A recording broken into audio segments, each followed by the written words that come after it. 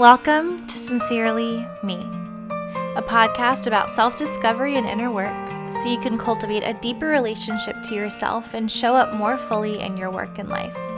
My name is Tallia and I'm honored to be your host. Hi everyone, welcome back to the podcast and welcome to the end of 2019. If your year was anything like mine, it was full of challenges, full of lessons, full of opportunities to look long and hard at myself, to realign with myself, to connect and cultivate a deeper relationship to myself. And I have a long way to go, my friends. But this year definitely kicked me in the butt to get on, I don't want to say to get onto the right path, but to get back onto a path that feels more aligned with me and what I really need to thrive and be happy in my life. And as I was taking inventory of all that's happened for me over the year, and by the way, how I do that is I take out my phone, I open my photos, and I look back over the past year, starting January 2019 to December 2019, at all the snapshots, all the photos, all the memories, all the moments. And it really helps me get a sense of what the heck happened this year, because we tend to be very good at documenting almost everything in our lives on our phones.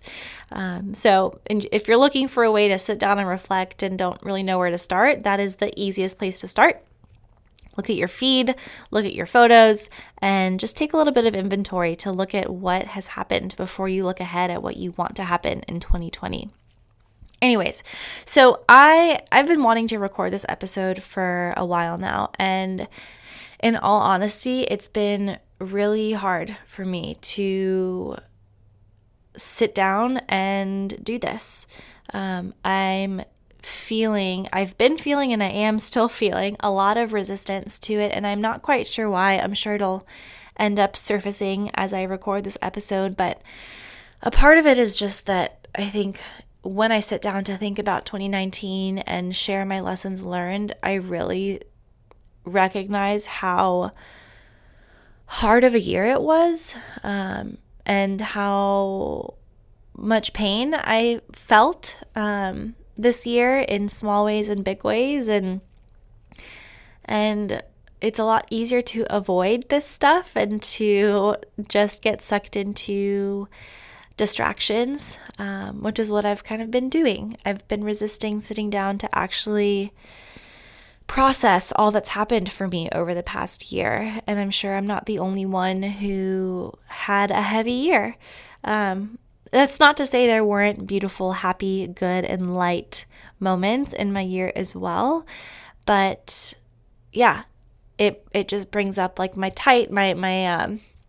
chest feels tight right now. There like kind of feels like there's a lump in my throat, only because when I sit down to look back at all that's happened, a lot has happened this year. So when I think about the lessons themselves, the lessons that I needed to learn this year, that the universe presented to me, the biggest thing that I've pulled is that all of our lessons, in my opinion, all of our lessons are lessons of love, whether it's in relation to other people or for ourselves. I think they're all lessons of love.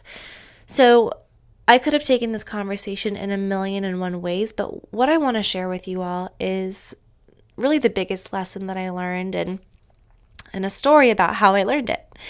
So about 2 or 3 months ago, I attended a conference here in Atlanta called Attune. And it was at Serenbe. It was beautiful. The lineup of speakers was incredible. Elizabeth Gilbert, who else? Gabby Bernstein, Shaman Durek. I mean, it was awesome. It was a spirituality and wellness, based conference. And in one of the breakout sessions, I attended a talk with Shaman Durek. And if you're not familiar with a shaman, shamanism is basically an ancient healing tradition and modality.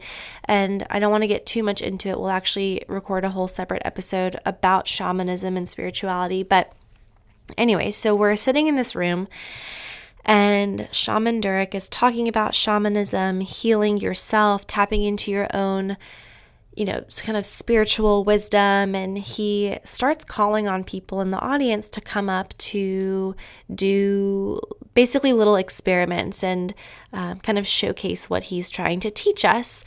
And as he's calling these people up, a part of me is a little skeptical. I am the first to admit, or just to say that I am a spiritual person. I pursue a lot of different healing modalities. I've worked with a shaman myself one-on-one before. I'm certified in energy healing. So I get this world. I come from this world. I believe in this world. But some of the stuff he was saying and doing was like out of this world. He was calling people up and asking them to connect to their ancestors, to people who have passed on to the other side. He was asking people to create heat in their bodies. I mean, it was wild. So I'm kind of sitting in the back, my arms are crossed. I'm like, okay, who is this guy? Like, what is he really all about? And at the end of his lineup, he kind of scans the audience and his eyes stop on me. And he points at me, he says, "You, come up here." My heart dropped into my stomach, and a part of me was like, all right, Tallia, you asked for this. Like, you weren't sure if this was real. Like, let's see what this guy can do. You're going to get called up. And sure enough, he called me up in front of a couple hundred people to stand at the front of the room with him.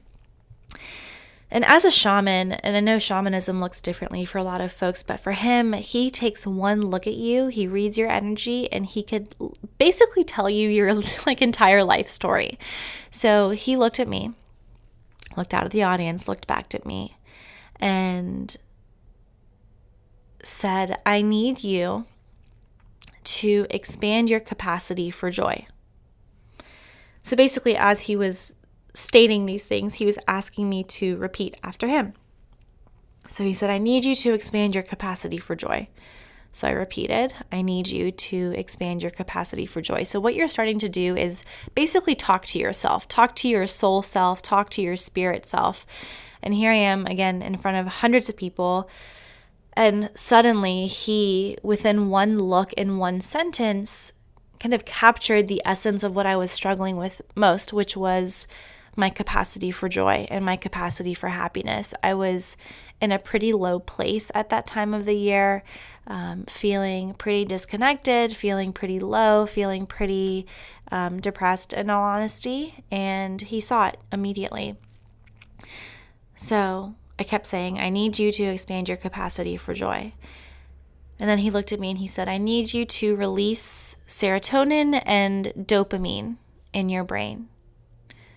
So again, that's where I was like, all right, this guy's onto something, because he can definitely tell what's going on with me mentally, emotionally, and physically. So I start saying, okay, I need you, Tallia, to increase serotonin and release dopamine in your brain. And I'm starting to feel so many emotions like running through my body, so much energy running through my body. And he turns to the audience and explains to them that I have learned to basically cut off my capacity to feel joy and happiness until everybody around me has felt it first. And by doing that, I've basically created this narrative or story in my mind that loving someone means meeting them in the depths of their suffering. If I see people, stuck in the mud, I'm rolling up my sleeves and I'm getting down into the mud with them, and I'm suffering with them. And he explained in that moment to me that suffering with people only adds to the suffering, and that my job here is to stay above the mud in the light and show people what is possible instead of meeting them where they're at, staying where I am and kind of giving them the space to rise up into a higher place. And he basically went on to say how in a previous lifetime of mine, I was my role basically in heaven was to make people feel comfortable as they passed on over, specifically young children and animals, which was really interesting to hear. And yeah, so that was my lesson. It was a big lesson. It was a scary lesson. It was one that was basically being taught to me in front of hundreds of people. So I had never felt more vulnerable in my life, more seen, more naked. And yeah, it was intense. And the biggest thing that he kept saying to me was, I need you to detach from the suffering. I need you to detach from human suffering. Because again, he had seen that had basically led me to learning how to block myself from happiness and joy. Again, waiting for everyone else to feel it first. So my definition of love became to meet people in the depths of their suffering and to suffer with them so I could understand why they suffered. But to his point, all that did was pull me into the suffering, and then the suffering became my own. So if anyone needs to hear this today, it's a reminder that love is not about meeting people down in the depths of their pain, putting your feet in the mud with them, but it's staying up in your own light so you can show people where they also belong.